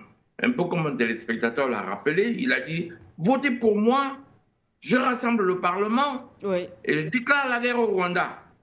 Vous vous souvenez? Oui. On n'a pas voté pour lui. Il a réuni le Parlement. Il a déclaré la guerre dont il parlait. Vous voyez quand même qu'il n'y a pas de cohérence. Donc c'est de façon légitime avec laquelle les gens le soupçonnent de ne pas vraiment vouloir. D'abord parce qu'il n'a pas les moyens. Comme nous avons tous dit, s'il avait les moyens, il ferait comme le chef d'État de la République démocratique du Congo, comme tous les autres chefs d'État d'Afrique qui ont compris que pour faire respecter ses frontières, il faut être armé. Et que le monde est divisé entre un bloc otanien qui ne vend jamais ses armes et un bloc maintenant qui se forme, qui est le bloc des BRICS, qui permet au pays d'avoir des armes pour se défendre, au moins protéger ses frontières. Maintenant, qu'est-ce qu'il se passe? On le soupçonne. Je ne sais pas si c'est seulement un soupçon. Un soupçon. Et tout le monde a dit, un téléspectateur qui l'a dit, on l'a vu partir en Belgique et tout ça, voilà. Monsieur Tshisekedi est naïf ou quoi? Ou alors il est complice. comment il va faire? Comment va-t-il faire pour pouvoir... En fait, la réalité, c'est il peut très difficilement aller demander les armes en Russie, alors il a tant des accords avec les pays de l'OTAN pour l'exploitation du... Parce que c'est ça qu'on ne veut pas dire. Pour l'exploitation du cobalt, dont les Américains ont besoin dans le grand projet du corridor de Lobito. Parce que ce corridor-là qui va relier l'Angola au Mozambique, d'ailleurs, Mme Molifi, qui est la secrétaire adjointe chargée des affaires africaines de Joe Biden, qui a monté le projet, qu'est-ce qu'elle dit? On parle déjà de l'Est de la République démocratique du Congo comme si c'était une entité en soi. Ils souhaitent la paix pour ce corridor-là. Et il y a le Rwanda qui n'est pas trop d'accord. Mais le corridor, c'est le corridor américain. S'il doit transporter le cobalt, c'est pour les accords avec les États-Unis. Vous comprenez que si M. Tshisekedi ne peut pas à la fois vouloir vendre le cobalt aux Américains et aller chercher les armes russes pour l'intégrité de son pays. Voilà l'enjeu. Voilà l'enjeu. Parce que le cobalt et le cuir, on aimerait très bien, comme Molifi vous dit bien qu'il faudrait que ce corridor-là passe par l'Est de la République démocratique du Congo. Elle disait d'ailleurs que c'est une raison de plus pour souhaiter la paix à l'Est de la République démocratique du Congo. Comme si l'Est de la République démocratique du Congo est un pays. Elle doit dire la paix en République démocratique du Congo. Oui. Qu'est-ce que ça a à voir avec le Rwanda? Le problème de la République démocratique du Congo, c'est qu'il y a des rebelles qui essayent, qui déstabilisent l'Est. On donne les armes à la République démocratique du Congo pour s'en finir avec ces rebelles. Où est le rapport avec le Rwanda? Vous allez me dire, bah ouais, on soupçonne ces rebelles d'être soutenus par le Rwanda parce que le M23 prend l'appui sur l'Ouganda, blablabla, blablabla, blablabla. Mais vous retrouvez cet enjeu du corridor de Lobito, dont on aimerait bien prendre en République démocratique du Congo le cuivre et le cobalt. Mais qui en a besoin? Les Américains. Vous comprenez comment il a du mal alors de concilier les deux. Je veux les retombées financières du corridor de Lobito, je veux vendre mon cobalt, mon cuivre aux Américains, mais je ne vais pas aller demander aux Russes de me fournir en armes pour me débarrasser du M23. Vous voyez un peu ça, et c'est pour ça que beaucoup de gens appellent pour dire ben, il est ambigu, c'est la vraie raison qu'il y a en dessous. Monsieur Tshisekedi devrait quand même se rendre compte qu'il ne peut pas compter sur le temps pour armer son pays contre le M23. Donc en fait, il va rester là de façon transitoire jusqu'à la fin de son mandat, et puis il va partir et on va essayer de mettre un autre. C'est ça qu'il va se passer. Parce que la politique qu'il mène, monsieur Tshisekedi, moi je peux déjà vous le dire, elle ne mènera à rien. Si vous voulez arriver à quelque chose, vous êtes obligé d'aller dans une politique de rupture, comme le Niger. Vous êtes obligé d'aller dans une politique de rupture. Parce que vous ne pouvez pas faire les deux. Vous ne pouvez pas signer des accords avec les États-Unis pour exploiter le cuivre, le cobalt et tout. Et les États-Unis n'arment jamais les pays. Ils ne vendent jamais d'abord quand ils vendent des armes, c'est des armes qui ne dépassent pas leur puissance de feu. Ça, c'est pas possible. Et même les pays européens, les armes très puissantes qui font partie de l'OTAN, les pays de l'OTAN les achètent aux États-Unis. C'est en général comme ça que ça se passe. Donc c'est ça qui justifie ce malaise intuitif que les gens ont. Il est réel. Il est partagé entre les deux parce que je crois que M. Tshisekedi pense plus à ses intérêts qu'à l'intérêt de la République démocratique du Congo, quoi, je veux dire. Ce ne sont pas de véritables indépendantistes. C'est des gens qui arrivent et qui font des calculs en quoi, qu'est-ce que j'y gagne. Et je connais des projets à l'international, je vous assure. Il y a le projet qui se signe entre deux pays et il y a une grosse partie d'argent qui va dans les commissions que vous ne retrouvez que dans des comptes offshore. Et parfois, quand vous voyez ce genre de choses, demandez-vous qu'est-ce que le signataire gagne. Ouais. En tout cas, on n'a pas l'impression qu'on a affaire à un véritable chef d'État qui travaille pour le bien J'ai l'impression qu'il fasse partie de la lignée des Africains qui sont chefs d'État pour leur gloriole personnelle, mais qui n'ont pas vraiment le souci comme les chefs d'État du Niger, des États de l'Alliance du Sahel, qui ont vraiment le souci d'améliorer les conditions de vie des populations. Il fait partie de l'ancienne catégorie de chefs d'État. Je sors par là. Merci à vous une fois de plus. Monsieur Atangana, Sylvain de Bogou, pour la réaction après nos téléspectateurs, effectivement, cette ambiguïté qui est relevée par les téléspectateurs, contradiction au niveau du discours, des actions posées également par le président Tshisekedi. Il n'y a pas de cohérence. Si le président veut réellement, d'ailleurs, je pense que vous l'avez relevé dans vos propos tout à l'heure à l'entame, il sait vers qui il peut se tourner également pour combattre ces groupes armés ou alors les rebelles du M23. On parle d'un comportement du président Tshisekedi, en tout cas un discours qui ne convainc pas véritablement Sylvain de Bogou. Oui, la réaction des téléspectateurs est vraiment justifiée. Okay. On a vu le président Tshisekedi qui, ma foi, s'était transformé, comme on l'appelle au Congo ou bien dans les milieux congolais, qui s'est transformé en Mandela, c'est-à-dire un voyageur comme Alassane Dramane Ouattara. Donc c'est un peu la même façon de procéder. Oui, le Congo n'avait pas besoin de parler, c'est-à-dire le président Tshisekedi n'a pas besoin de parler, il a besoin simplement d'une décision politique pour qu'il reçoive des armes de la part de ceux qui peuvent l'aider. Parce que la nation est gérée, toute nation est gérée par crédit. Et donc le Congo, qui a vraiment toutes ces richesses-là, pouvait convaincre n'importe quel vendeur d'armes pour sa propre sécurité d'abord avant de procéder à ce genre de sortie. Le Congo a tout ce que nous voulons, ce dont nous avons besoin pour vivre. Et le Congo n'a pas besoin de se tourner même vers la Belgique, l'ancien colonisateur ou bien le colonisateur qui a modifié sa façon de faire, ou bien vers l'OTAN, parce que l'OTAN va toujours confisquer ses armes, va faire du chantage. Et donc, il y a de nouveaux pays aujourd'hui émergents, des nouveaux pays qui ont compris que l'Afrique est le tournant du nouveau millénaire et donc ils sont prêts à dialoguer avec tout État africain.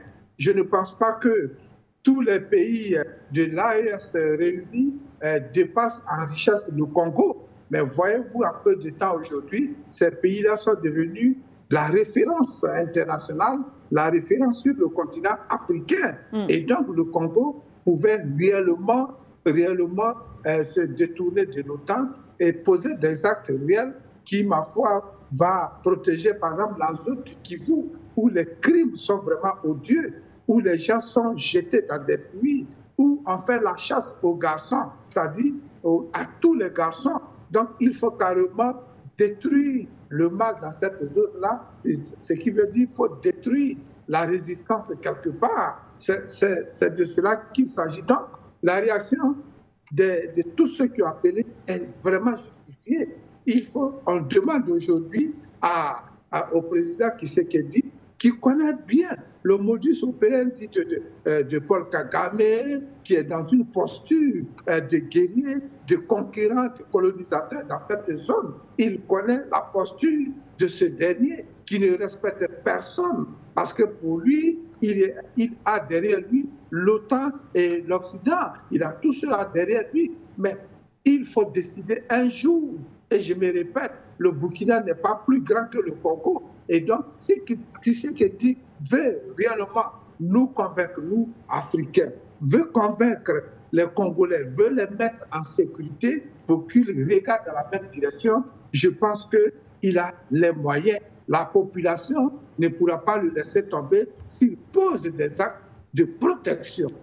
Parce que dans le Kivu, le Nord Kivu, un peu partout, des villages entiers disparaissent sous les intérêts de ces Occidentaux. Il doit poser des actes. C'est là que nous l'attendons. Nous ne l'attendons pas dans son bureau climatisé pendant qu'il n'y a même pas de route au Congo pour aller dans cette zone, pendant qu'il n'y a même pas d'école au Congo pour que les enfants aillent bien à l'école, pendant que lui, tous les membres de sa famille ont leurs enfants en Occident pour aller dans les grandes écoles et que le Congolais lambda souffre et vit de moins de $1 par jour pour se nourrir, pour se vêtir et pour se déplacer. C'est un crime. Ou bien il nous dit carrément qu'il est au centre de ce crime et donc il est complice des criminels du M23, ou bien il est avec les Congolais qui veulent la paix, qui ont placé en lui leur confiance, pour être défendus, nourris, protégés et soignés. C'est sur ces bases-là qu'il a juré le jour de sa prestation de serment. Donc le président Tshisekedi, oui, nous voulons le discours, nous voulons l'entendre, mais il faut qu'il arrive à nous convaincre sur la base des faits. Aujourd'hui, le Congo a souffert. Combien de temps l'ONU a passé au Congo? Combien de temps? Vraiment une mission qui ne dit plus son nom, une mission qui observe, qui ne défend personne. Et c'est devant cette mission de l'ONU que ces rebelles-là avancent. Et quand ces rebelles avancent, cette mission de l'ONU cède le passage, indique même là où la population congolaise est cachée. Donc ce sont des complices. Il faut qu'ils agissent. Nous avons besoin d'un président digne de ce nom. Oui, on peut ne pas aimer Mobutu. Je n'ai jamais apprécié toutes ses politiques. Mais au moins à ce niveau, en son temps, bien qu'il soit un dictateur, le Rwanda ne pouvait pas se permettre quand même d'agresser le Grand Congo. Le Rwanda ne pouvait pas se permettre de vouloir devenir le roi ou bien le centre de l'empire des Grands Lacs. Le Rwanda ne pouvait pas prendre ce risque-là parce qu'ils savent, le Rwanda sait très bien qu'il allait être écrasé. Il faut le dire clairement. Et d'ailleurs, le Rwanda, c'est un pays qui a été créé ex nihilo. Sinon, le Rwanda fait partie de la paix du Congo. Il faut que les gens comprennent cela. L'histoire est têtue. Qui c'est qui dit, tout ce que nous voulons, c'est ta responsabilité, et je me répète, historique.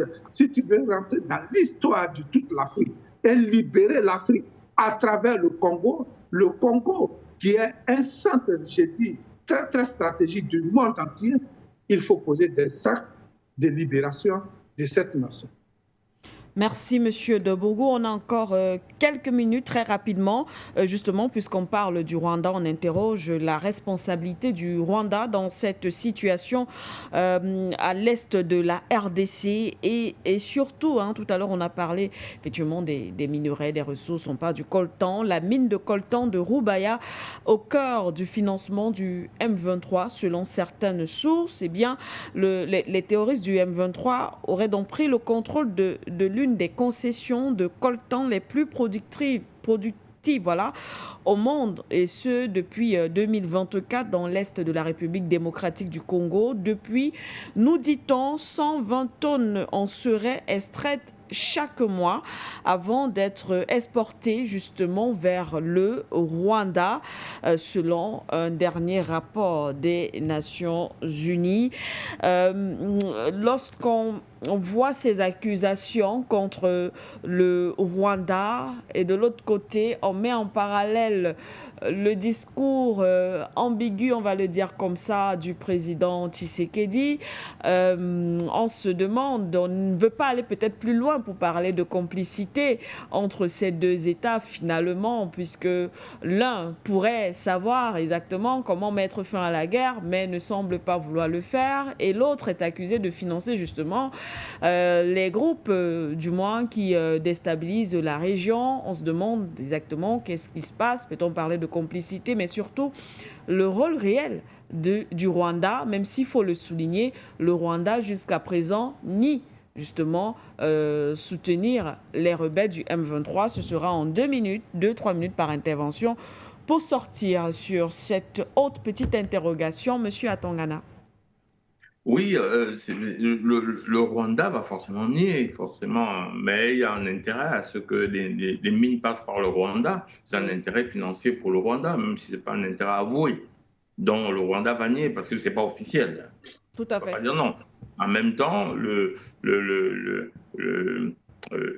monsieur Tshisekedi, son problème, et c'est ça le problème de monsieur Tshisekedi, c'est qu'il ne veut pas arrêter le M23, mais il veut être un partenaire de la négociation de ce coltan. C'est ça le problème.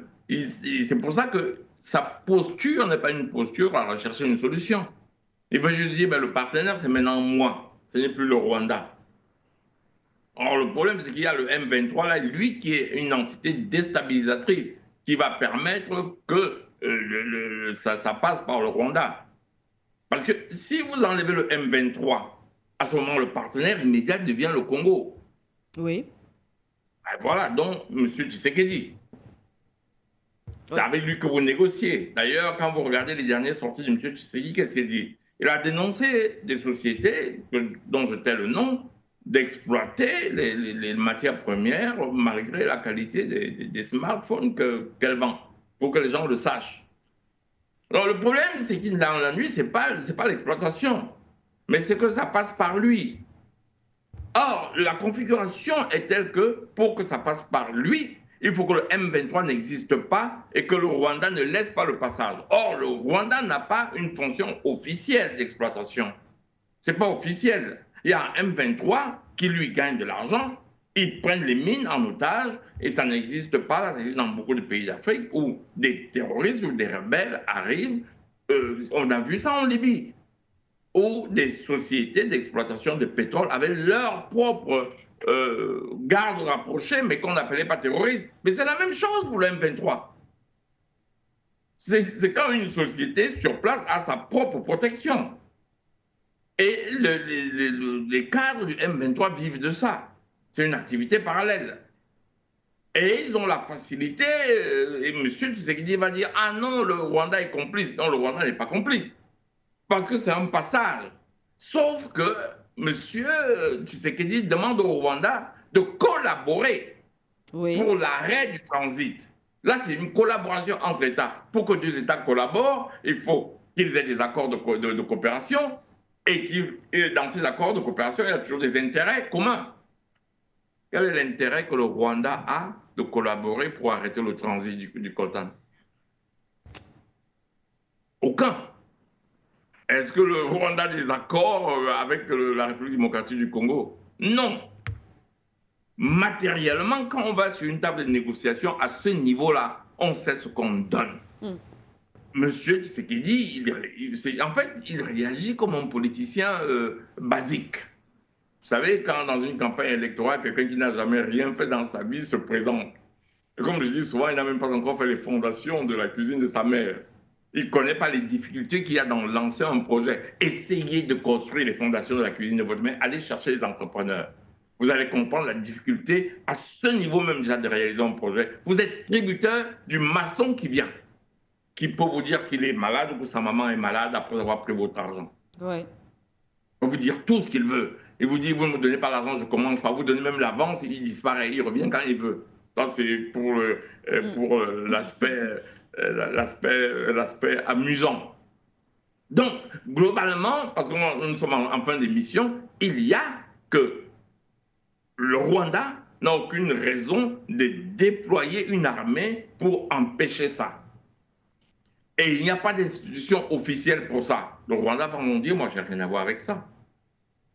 Oui. Aussi simple que ça, même si c'est un intérêt financier pour le Rwanda qui est transite par son pays. Oui. Mais il n'a aucun intérêt à se battre contre ça. Voilà, c'est de ça qu'il s'agit. Et M. Tshisekedi, lui, n'a pas intérêt à ce que le trafic s'arrête, mais il aimerait que le trafic transite par lui. Voilà le problème. C'est qu'on aura besoin de paix, on aura besoin qu'il n'y ait plus de morts. À ce moment, on va mettre un vrai chef d'État qui va en finir avec la rébellion et le fait que des groupes armés occupent un territoire dont les frontières sont reconnues par l'ONU. Mais ce n'est pas avec des discours. On ne devient pas, oui, je vous donne. Ce n'est pas avec des discours, c'est du matériel. À ce moment-là, M. Tshisekedi verra s'il peut exploiter son cobalt avec des pays de façon légale. Mais nous sommes vraiment là dans des projets, on dit stratégiques. Oui. Qui M. Tshisekedi veut vendre aux États-Unis, auquel cas, il ne peut pas aller chercher des armes en Russie. Là, c'est ce qu'on appelle la géostratégie. Vous avez compris là? Soit alors, il va chercher les armes en Russie pour stabiliser son pays et il se demande mais comment moi je fais pour vendre. C'est-à-dire que M. Tshisekedi peut faire ça, c'est-à-dire qu'il crée des sociétés pour exploiter ses matières premières et il les vend par des circuits exactement comme la Russie vend aujourd'hui ses ressources énergétiques. C'est-à-dire que ce n'est pas une vente directe, mais c'est une vente par pays intermédiaire.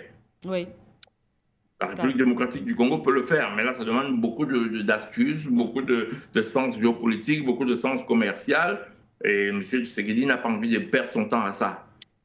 C'est ça, à mon avis, c'est la perception que j'ai de la chose. Là, c'est plus une analyse qu'un truc que je sors par là. Merci à vous, M. Atangana. Petite réaction, M. de Bougou, sur la responsabilité aujourd'hui du Rwanda qui, selon les données ou alors voilà, les rapports, le Rwanda gagne gros dans cette affaire, surtout de transit de ses ressources. On parle du coltan, entre autres, M. de Bougou. Le Rwanda, une fois de plus, qui dit non, nous n'avons rien à voir avec le M23. M. de Bougou, en une minute pour sortir. Oui, le Rwanda ne peut rien reconnaître, mais il faut souligner que depuis que le Rwanda a intensifié ses pénétrations et la prise, la main basse sur les mines au Congo, la production minière du Rwanda est passée à presque 12%, alors que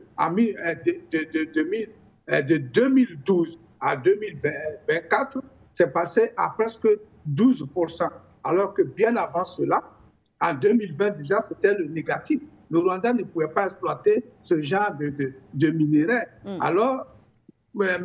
Kagame peut le dire, mais nous revenons sur notre base pour dire sans le Congo, le Rwanda ne devient pas producteur de minerais à ce niveau. Le Rwanda a quelques minerais, quelques sites de minerais, mais pas à ce niveau. Et donc, Paul Kagame il doit toujours continuer à nier. Il est le bébé aujourd'hui de l'Occident. Il est l'homme qui est toujours accueilli, qui a toutes les portes ouvertes en Europe. C'est lui qui bénéficie de tous les crédits et de toutes les armes pour protéger ces sites-là à son nom. Sinon, le M23, s'il dit que ce n'est pas en son nom, pourquoi le M23 enverrait toute l'exploitation des minerais au Rwanda, à Kigali, pour qu'après, Kigali revende ça sur le marché international ou bien à ses alliés en Occident qui lui fournissent les armes. Voici la réalité du terrain. Il revient aujourd'hui au président Tshisekedi de réagir et de ne pas tromper les Congolais, de ne pas tromper toute l'Afrique. Il faut qu'il arrête. S'il y a des actions dans cette compagnie ou bien dans cette façon de procéder, il faut qu'il arrête cela ou bien il faut que le peuple congolais prenne ses responsabilités pour l'enlever au pouvoir et mettre en tout cas un panafricain au pouvoir qui va vraiment libérer le Congo pour qu'il y ait la paix dans cette zone et en même temps par ricochet dans toute l'Afrique qui a besoin vraiment de se développer, qui ne veut plus voir ses enfants aller tomber dans la Méditerranée pour une vie entre griffes meilleure en Occident où ils vont mourir ou bien dormir à la belle vie. Je vous remercie pour l'invitation. Merci à vous, Monsieur Sylvain de Bogou. Merci d'avoir été avec nous ce matin. Merci également à Monsieur Atangana d'avoir partagé ce plateau de For You Matin avec nous. Merci aussi à vous, chers téléspectateurs, d'avoir été également avec nous. Merci à la réalisation pour cette autre édition de For You Matin. On vous souhaite donc une très très belle matinée. Restez en compagnie des programmes de For You Media Africa. On se retrouve demain.